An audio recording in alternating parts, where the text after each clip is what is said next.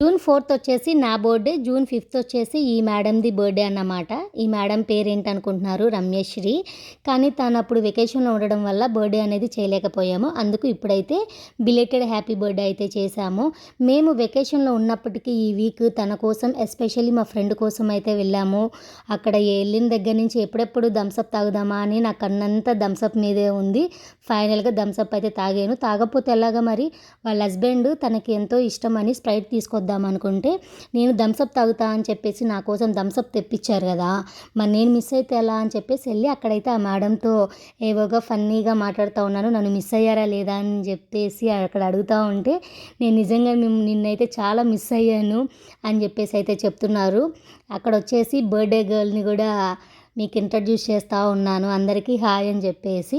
నిజంగా తన బర్త్‌డేకి మేము మిస్ అవ్వకూడదు అని చెప్పేసి ఎస్పెషల్లీ తన కోసం అయితే నేను టైం కేటాయించుకొని మరీ వెళ్ళాను. ఇదన్నమాట నా వీడియో అన్నది. నెక్స్ట్ వచ్చేసి షీబా కూడా మేడంకి అయితే విష్ చేస్తూ ఉన్నారు. చాలా ఇన్నోసెంట్ తనైతే, చాలా మెతక. మేమెంత రెబెల్‌గా ఉంటానో ఆ మేడం అంత సైలెంట్ అన్నమాట.